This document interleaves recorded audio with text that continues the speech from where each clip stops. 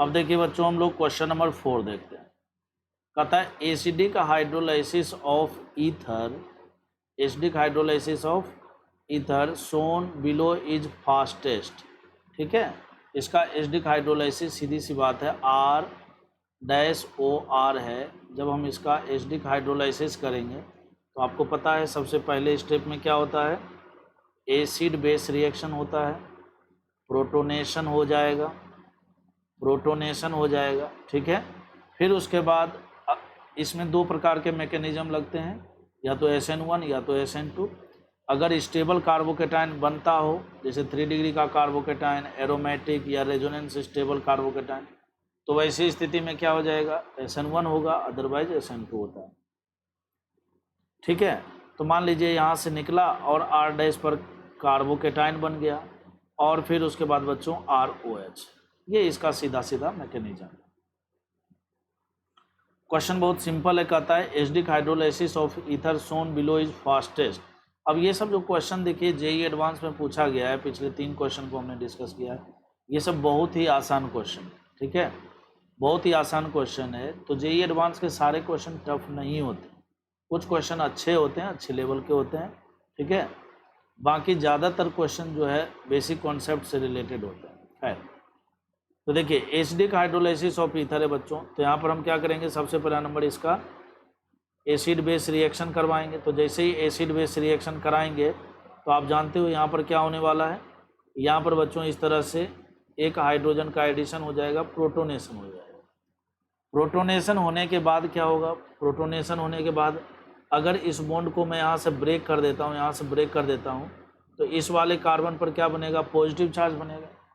इस वाले कार्बन पर बच्चों क्या बनेगा, पॉजिटिव चार्ज बनेगा। ठीक है, इस कार्बन पर क्या बनेगा, पॉजिटिव चार्ज बनेगा। तो ऐसे समझ लीजिए कि मैंने इसको हटा के पॉजिटिव चार्ज बना दिया है, क्योंकि बड़ा स्ट्रक्चर है, मुझे बड़ा बनाना पड़ेगा दोबारा, और आप समझ भी जाएंगे। अब कहता है क्या, अब कहता है कि इसका जो एसिडिक हाइड्रोलाइसिस होगा, अब ऑब्वियस ही बात है, आप जानते हो कार्बोकेटाइन बनने के बाद अब इसके ऊपर क्या होगा, H2O का अटैक होगा। ठीक है, और तो और देखिए यहाँ पर रेट से रिलेटेड है, तो रेट है ना, रेट जो है बच्चों SN1 का जो रेट है वो बेसिकली किस पर डिपेंड करता है, स्टेबिलिटी ऑफ कार्बोकेटाइन पर। भाई stability of carbocation stability of intermediate पर डिपेंड करता है कि नहीं। ठीक है, स्टेबिलिटी ऑफ कार्बोकेटाइन पर इसका रेट डिपेंड करेगा। मतलब इसका कार्बोकेटाइन जितना ज़्यादा स्टेबल होगा, कार्बोकेटाइन जितना ज़्यादा स्टेबल होगा, ठीक है, SN1 का रेट उतना ही ज़्यादा होगा, एसिडिक हाइड्रोलाइसिस उतना ही फास्टर हो जाएगा। ठीक है, तो कहता है कि अगर एक फिनाइल को हम मिथाइल से, मिथाइल मतलब CH3 से रिप्लेस कर दें, ठीक है, तो इसका रेट फास्टर हो जाएगा। नहीं, गलत है। क्यों गलत है भाई, जब हम यहाँ पर CH3 लगाएंगे ना, देखिए CH3 नहीं लगा हुआ है तो क्या हो रहा है, CH3 नहीं लगा हुआ है तो ये जो कार्बोकेटाइन है, ये जो कार्बोकेटाइन है, इसको इधर से भी रेजोनेंस करने का मौका मिल रहा है। बोले तो रेजोनेंस स्टेबिलिटी है, इस रिंग से भी रेजोनेंस स्टेबिलिटी है, तीनों रिंग से रेजोनेंस स्टेबिलिटी है। अब कहता है कि आप क्या कीजिए कि इसमें से, ठीक है, इसमें से आप इस फिनाइल रिंग को हटाइए और मिथाइल ग्रुप लगा दीजिए, तो इसका रेट बढ़ जाएगा। ये तो गलत बोल दिया ना भाई, मिथाइल ग्रुप लगाने से क्या होगा, यहाँ पर हाइपर कंजुगेशन होगा, और पहले क्या हो रहा था, रेजोनेंस हो रहा था, तो बढ़ने के बजाय क्या हो जाएगा, और घट जाएगा। तो ये सही नहीं है। अब कहता है कि 1 phenyl group is replaced by paramethoxy phenyl group. देखिए पैरामिथॉक्सी फिनाइल ग्रुप मतलब ये हो गया कि इसके पैरा पोजीशन पर आपको एक मिथॉक्सी ग्रुप OMe लगा देना है। ठीक है, तो ऑब्वियस ही बात है, इससे रेट तो बढ़ेगा। क्यों रेट बढ़ेगा, क्योंकि ये जो मिथॉक्सी ग्रुप होगा पैरा पोजीशन पर, आपको पता है कि ऑर्थो और पैरा पोजीशन पर लगे हुए ग्रुप जो है वो क्या करते हैं, ठीक है, वो क्या करते हैं, रेजोनेंस से इलेक्ट्रॉन डेंसिटी इसके अंदर बढ़ाते हैं। तो यहाँ से जब ये रेजोनेंस शुरू होगा इस पर, तो इलेक्ट्रॉन डेंसिटी, कहने का मतलब यह है कि ये वाला जो कार्बोकेटाइन है, ये जो कार्बोकेटाइन है बच्चों, इसकी स्टेबिलिटी बढ़ जाएगी। क्यों बढ़ जाएगी, क्योंकि यहाँ से रेजोनेंस के थ्रू जब इलेक्ट्रॉन आएगा, बोले तो एक प्रकार से यहाँ से ये क्या करेगा, +M इफेक्ट लगाएगा।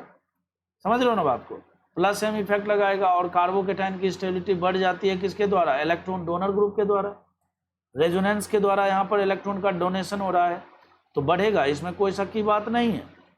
ठीक है, अगला ऑप्शन कहता है कि 2 phenyl group are replaced by the 2 paramethoxy phenyl group. अब देखिए बच्चों, ए में तो घट गया था, बी में बढ़ा था, लेकिन बी से भी ज़्यादा रेट जो है ना सी का होगा। क्यों सी का ज़्यादा रेट होगा, कहता है कि इसमें से 2 फिनाइल को अगर 2 OMe से रिप्लेस कर दिया जाए, ठीक है, 2 फिनाइल को पैरामिथॉक्सी से रिप्लेस कर दिया जाए तो आपको पता है बच्चों फिर से यहाँ से भी क्या होगा, प्लस एम का इफेक्ट लगेगा।